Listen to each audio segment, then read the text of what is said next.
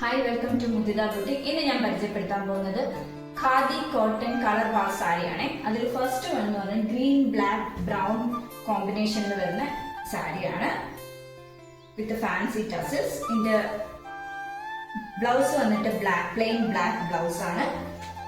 Body full ഇങ്ങനെ വരും.